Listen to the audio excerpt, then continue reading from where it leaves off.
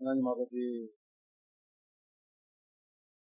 주님 앞에 귀한 마음으로 올려드린 찬양을 주님께 찬양하신 분 있습니다.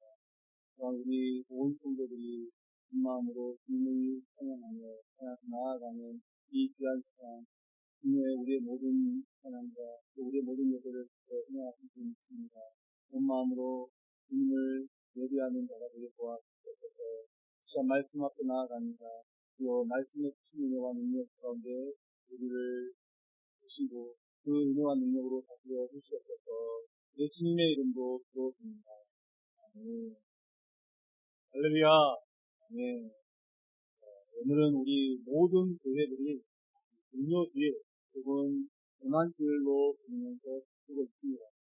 우리가 잘 아는 바와 같이 금요주일이란 고난주일이란 우리를 위해서 십자가의 대속의 죽음을 당하신 그 예수님의 고난을 묵상하면서 또 예수님의 은혜에 감사하면서 감사하는 그런 주일입니다. 사실 우리는 신앙생활을 하면서도 늘상 예수님의 십자가의 은혜를 잊고 살아가는 것이 우리의 모습일 것입니다. 머리로는 감사해야 하면서도 막상 삶 속에서 우리가 먹고 사는 어떤 문제들에 집중하다 보면은 감사를 잊어버리고 살 때가 너무나도 많습니다. 이제 오늘 시작으로 한 주간 우리가 주님의 고난을 생각하는 고난 주간을 보내게 됩니다. 물론 우리는 1년 내내 그 십자가의 은혜를 생각하고 그 예수님을 기억해야 되지만은 특별히 이 한 주간만큼은 우리 모든 어떤 예수님의 즐거움을 뒤로하고 예수 그리스도의 그 고난 앞으로 더 나아가고 십자가의 고난을 묵상하는 분들 되길 바라겠습니다. 또한 내일부터 우리가 고난 주간 특별 새벽기도회를 드립니다. 물론 우리가 내일 새벽을 쭉 깨우고 또 기도하지만 특별히 이 기간에 살아계신 하나님께 더 우리의 마음을 드림으로 특별한 은혜를 사모하고 더 예수님을 깊이 생각하는 그런 귀한 시간들 되시길 바라겠습니다. 그래서 지금 우리 교회 혹은 우리 성도들이 가지고 있는 어떤 이 염려스럽고 불안한 이런 상황들도 오히려 감사함으로 모든 것들을 감사함으로 이겨내는 그래서 승리하는 한 주간 되기를 바라겠습니다. 오늘 우리가 함께 보는 말씀은 이 대속죄일에 관한 글을 설명하는 부분입니다. 이 말씀은 근데 예수님께서 십자가의 고난, 그 고통을 당하신 이유가 무엇인지 또 그리고 그 일을 어떻게 감당하셨는지 이 아사셀 염소를 통해서 구체적으로 잘 설명하고 있습니다. 우리가 이제 구약의 모든 것들은 다 예수님을 예표한다라는 이야기를 계속해서 많이 듣고 자주 들었습니다. 하나의 비유를 들자면은 이 거대한 댐이 있다라고 하면 그 거대한 댐에 그 많은 물들이 작은 수문을 통해서 이제 아래로 흘러가듯이 이 구약이라는 거대한 댐의 물이 예수 그리스도라는 그 수문을 통해서 신약으로 흘러간다 이렇게 말할 수 있습니다. 그래서 우리가 예수님의 그 구약의 모든 것들을 모든 내용 그 예언과 모든 내용들이 결국에는 궁극적으로 예수 그리스도를 향해 있다. 이것을 우리가 기억하셔야 될 것입니다. 이스라엘의 대속죄일은 1년에 한 번 있습니다. 유대적으로는 7월 10일입니다. 10일 날이 대속죄일이고 그리고 나서 그로부터 5일이 지나면 7월 15일에는 이제 수막절이 있습니다. 이 대제사장은 이 1년에 딱 한 차례 이 대속죄일에 법궤가 보관되어 있는 이 성전에 보면 성소와 지성소가 있는데 그 법궤가 보관되어 있는 지성소에는 1년에 딱 한 차례 들어갈 수 있습니다. 그리고 그곳에서 모든 죄가 이스라엘의 모든 죄가 용서를 받도록 특별한 제사를 드리는 것이죠. 이것이 바로 예수 그리스도의 그 대속을 상징적으로 보여주는 규례인 것입니다. 그래서 오늘 본문에 나타나는 이 대속죄일에 드리는 이 제물을 통해서도 우리가 이것을 분명하게 알 수가 있습니다. 대속죄일이 되면은 일반 어떤 제사때와는 달리 두 마리의 염소가 구별되어서 드려지게 됩니다.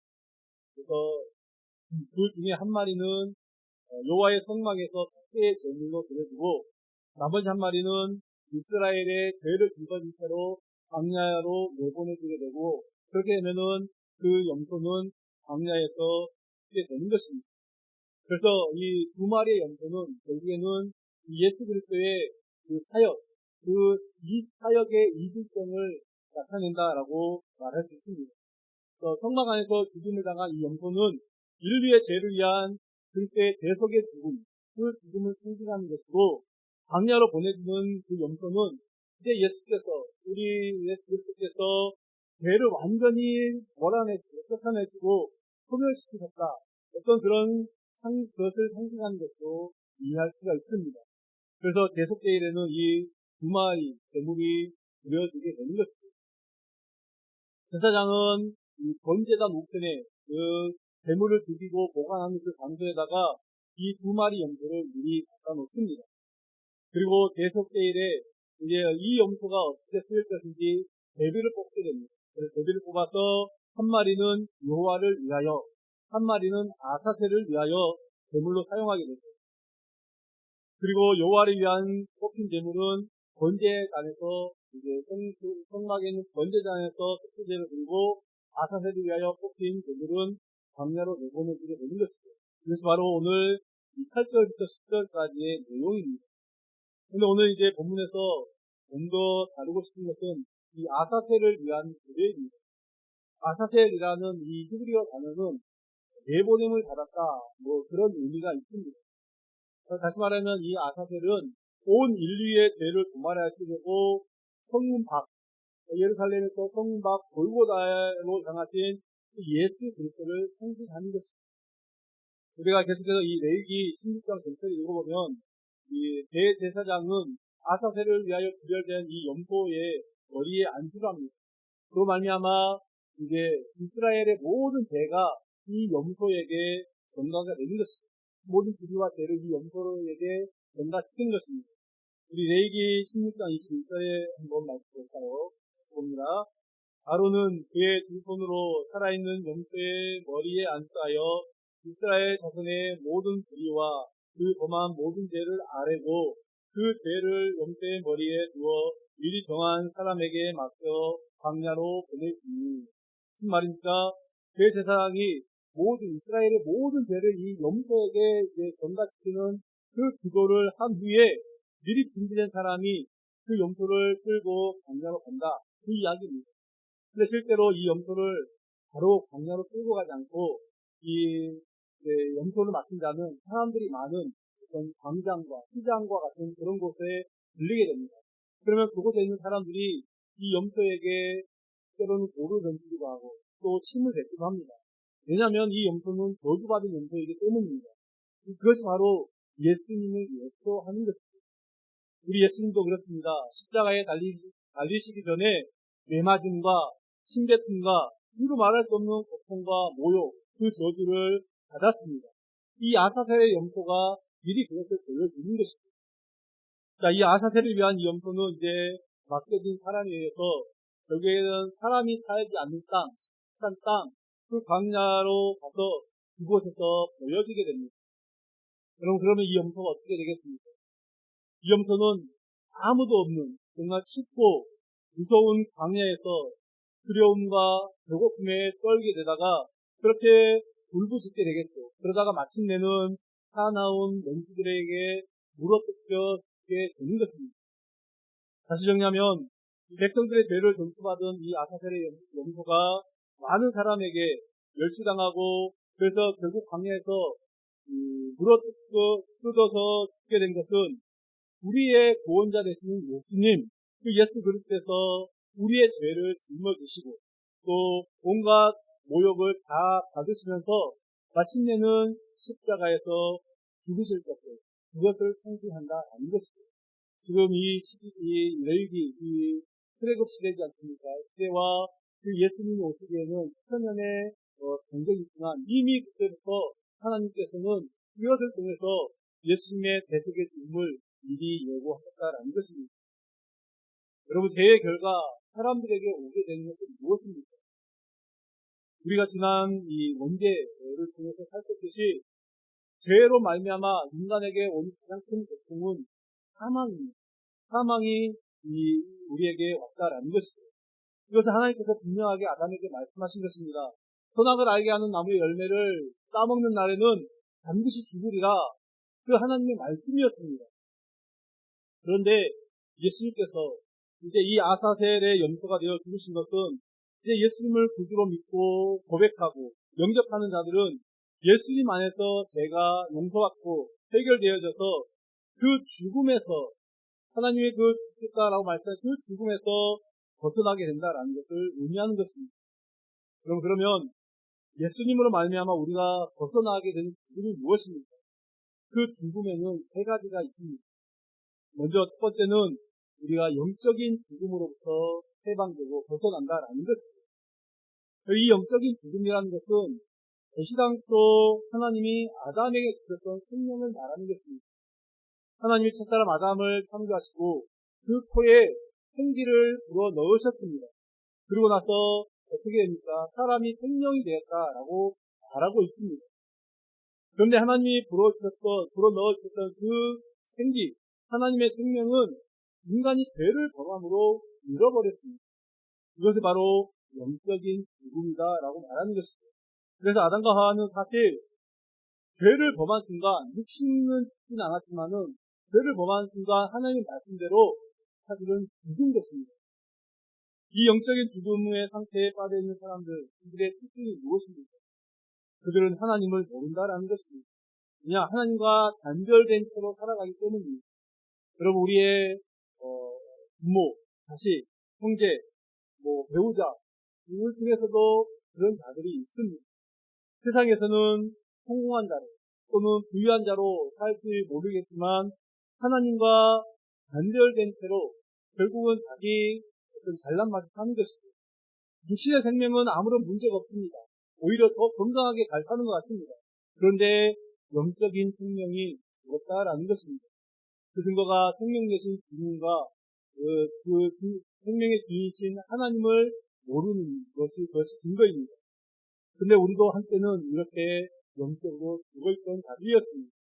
근데 예수님께서 아사셀의 염소처럼 십자가에 죽으심을 당한 것은 죽어있는 우리로 하여금 이제 그 영적인 죽음에서 벗어나 다시금 생명을 얻도록 그 잃어버린 하나님의 생명을 찾기 위함인 것입니다.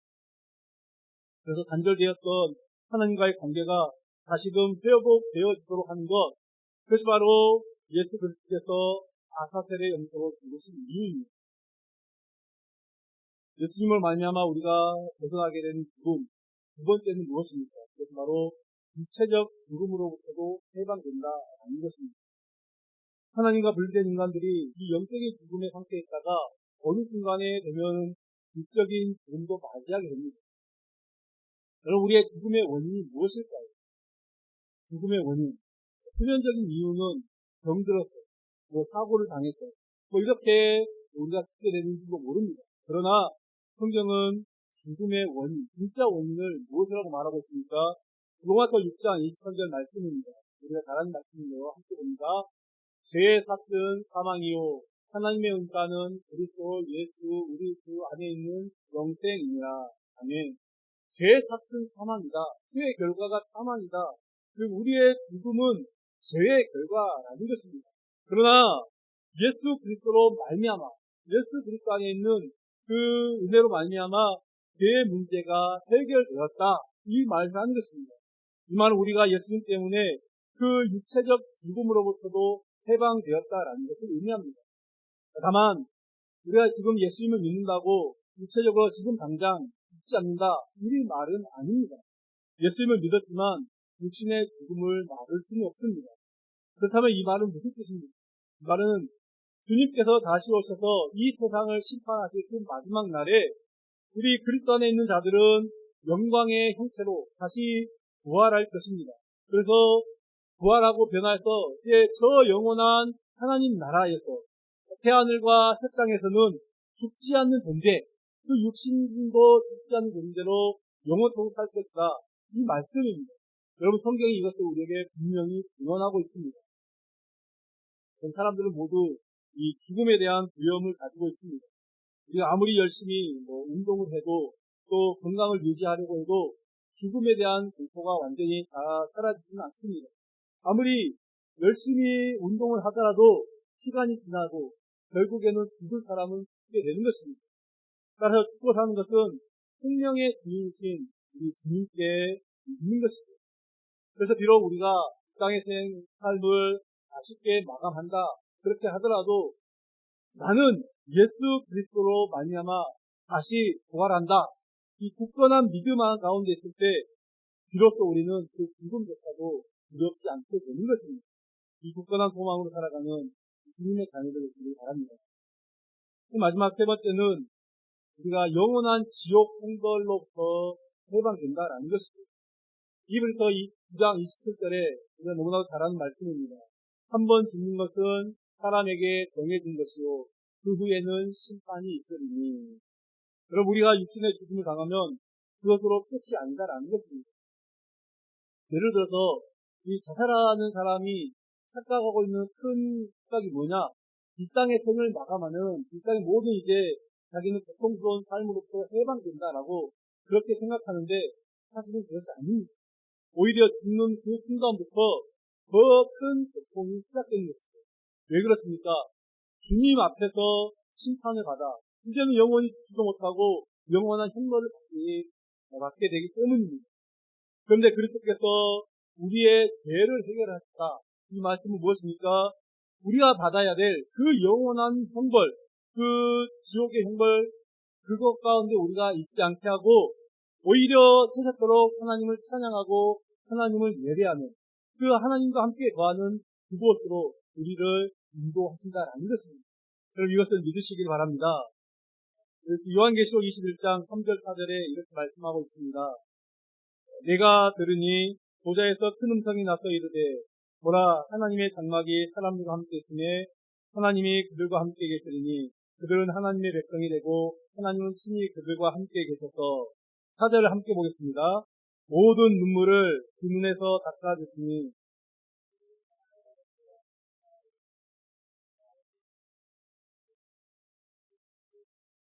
처음 것들이 다 지나갔음이로라.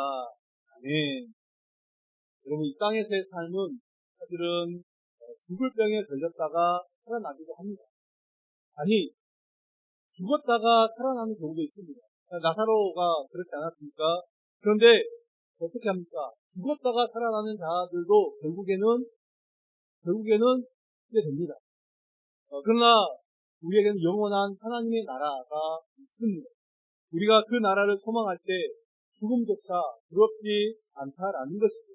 왜냐하면 이제는 우리가 이 땅에서 눈을 감으면 그 영원한 나라에서 눈을 떠서 주님과 함께 영생을 살게 된다는 것입니다. 사랑하는 여러분, 우리가 이 땅에서 붙들고 있는 모든 것들, 사실은 그 모든 것들은 금방 있다가 사라지는 것들입니다. 주님께서 우리를 위해서 십자가의 고통을 지신 것은 우리가 금방 있다가 사라지는 이 세상의 것들로 우리에게 행복을 주기 위해서 십자가를 지신 것이 아닙니다. 주님이 우리를 위해 십자가를 지신 것은 우리에게 이 땅의 것들이 아닌 더 영원한 하나님의 나라, 그 나라를 우리에게, 영생을 우리에게 선물로 주시기 위해서 십자가를 지신 줄 믿습니다. 할렐루야. 사랑하는 여러분, 오늘 우리 모두는 이 십자가의 모진 고통을 당하셨던 예수님으로 말미암아 이런 은혜를 입고 있습니다. 그래서 이 고난 주간에 우리가 특별히 묵상해야 될 것은 이제는 우리가 그리스도의 남은 고난에 참여하는 그런 삶을 살아가는 것입니다. 오늘 종료주일을 맞이하여 영적으로 죽은 우리를 살리시며 썩어질 육체가 아니라 다시는 썩지 않는 영원한 생명을 주시기 위해서 그리고 영원한 지옥의 형벌로부터 우리를 구원하시기 위해서 십자가를 지신 그 주님을 기억하며 그 주님을 묵상하며 또 그 주님이 지신 십자가의 길을 나도 따라가고 있는지 우리 자신을 돌아보고 결단하는 마음으로 우리가 이 시간 함께 성찬에 참여하도록 하겠습니다.